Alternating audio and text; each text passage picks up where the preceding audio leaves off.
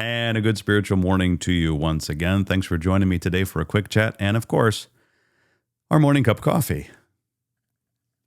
A huge sigh and a pause there because having a rough morning. You ever have a rough morning? No one ever has rough mornings. And rough mornings usually come from having rough nights. I don't know how far back to go. So it was a rough night. It's been a rough week. It's been a tough month. Hasn't been a great year. How far you want to go back? I'd like to go back to the decade. I feel like the 2020s have not been kind to a lot of people. You ever get old enough where you can tell decades apart? The 2020s have really stunk. And so we're hoping for better days ahead. But anywho, I've had a rough time of it as of late. And you know what the blessing of that is? That means because of the general belligerence that I'm feeling, you're going to get some truth, and we have fun then, because I'll still pull a lot of punches. Don't worry. People don't think I pull punches. Believe me, your priest is pulling punches, no matter what you think. So let's talk about something that's going to get me in a world of hurt and a lot of trouble. Let's talk about food festivals, right? Food festivals. Oh my gosh. Can you touch upon a subject so iconic to the Greek American experience as the food festival? It's right up there. Holy Trinity, Gospel, Body of Christ, Food Festival.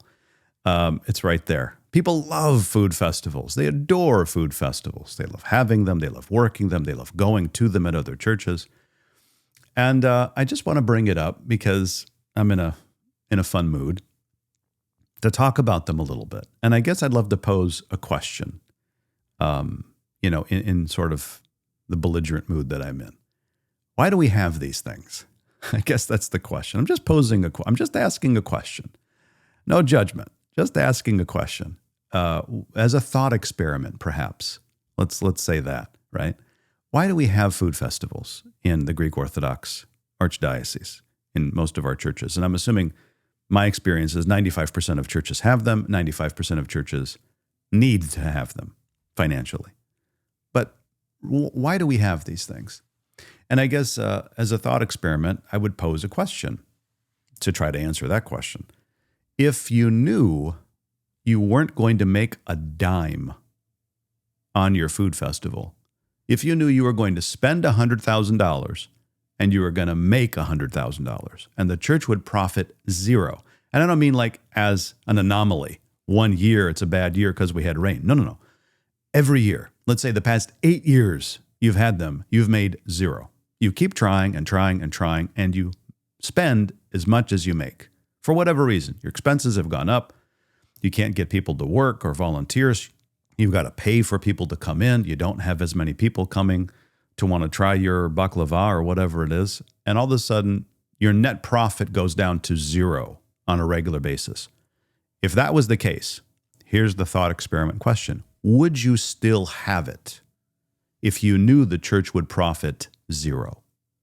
Because that starts to beg the question of, why am I having it? Because I think a lot of people would say, well, no, if the church isn't making any money and we know we can't make any money anymore, I'm not going to do that. I'm killing myself. And I know, and as an aside, I don't want people to sort of hear this as a condemnation of food festivals or me not being grateful for the amount of work that parishioners put in. I'm always amazed at how hard people work and how much effort, time, energy, money they put into this. Backs aching, feet hurting, people having to go to physical therapy and chiropractors afterwards. Most of the people volunteering are older than I am, and I'm old. So a huge thank you to everybody that works. But I think because of all that, if you knew you weren't making any money, would you still do it? And I think most people would say, well, no. I'm not going to go through all that anguish and pain and suffering and hard work and labor to not make anything for my church. So is really the reason we do it money? And I think I would contend in my experience, yeah, kind of. And so we need to put ourselves in a position where I suppose we don't need the money. And this is the irony of it. As I said, if you've got 300 families and you're making $90,000 at your food festival, you can do math, right? You do know that's only $300 a family. And I would contend that the average family is spending that to have and work at the event. You've got kickoff events and you've got to donate. in advance, and you've got to purchase tickets, and you've got to be there and not only work all the hours that you're working, your time is worth something, but you're buying drinks, you're buying dessert, you're buying café, you're buying your dinners, not just for yourself, but for your family. You're probably spending $300. You could just increase your stewardship and cover the net profit of the whole event. So is really the reason we do it about money. And here's what I would like to sort of say.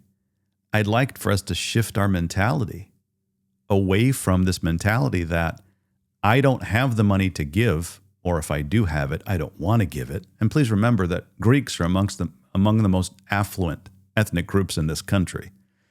But that aside, rather than do it because I have to do it, if I just increase my stewardship, if we start saying stewardship should run the church, and we should stop trying to come up with fundraisers and gimmicks. I've had people come up and say, Father, I'm in insurance. The church should try to sell insurance policies.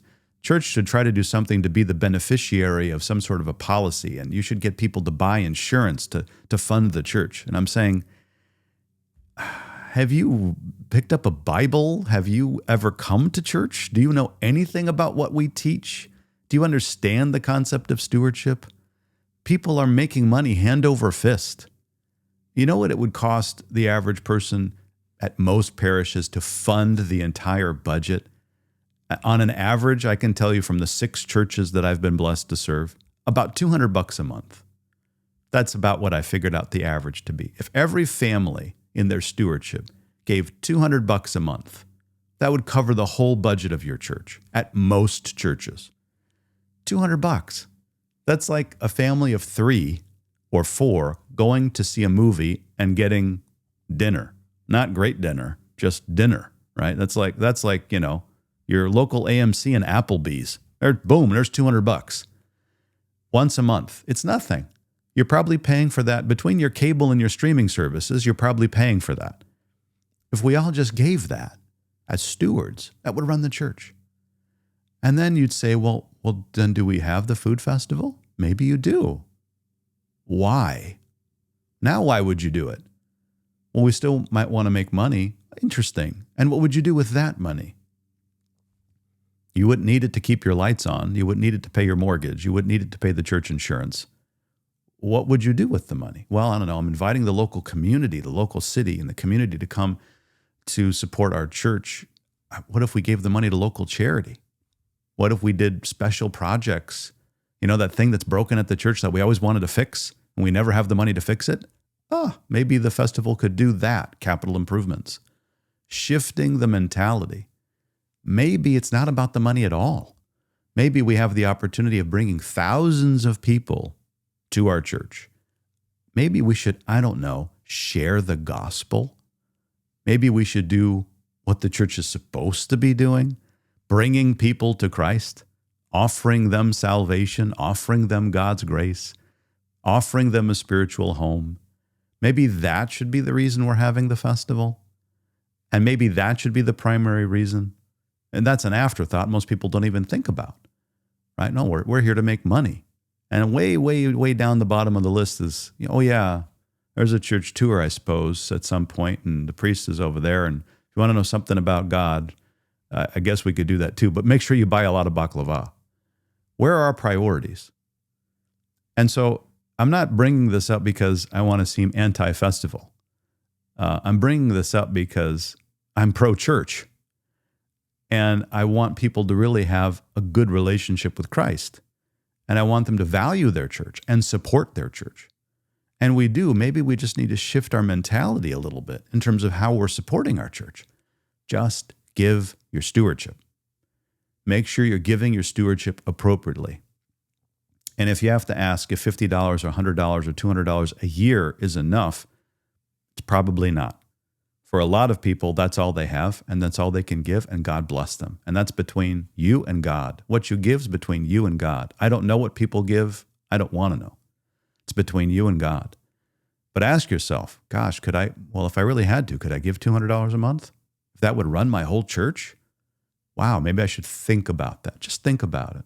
And when we have these huge events where thousands of people are coming through our doors, should we be spreading the gospel of Christ? And is that the most important thing we should be doing? Maybe it is. Let me think about that. I'm bringing it up as a thought experiment because oftentimes in the church, we just do stuff. You know, we're Orthodox. We love our tradition. We love our paradosi. Why do you do that? Yetietsi. Because we do it. We've always done it. So we just keep doing it. Maybe you should think about it. Think about it. Thinking, no, we don't do that. We just do it. We're like the Manchurian Candidate. We just sit up and we just make baklava. Maybe we should think about why we do things. Think about the bigger picture and try to put Christ in everything that we do. Make him the center of everything that we do. And try to utilize all of our gifts to be able to help support the Church of Christ. And that way we grow in Christ. And we do that each and every day. Amen.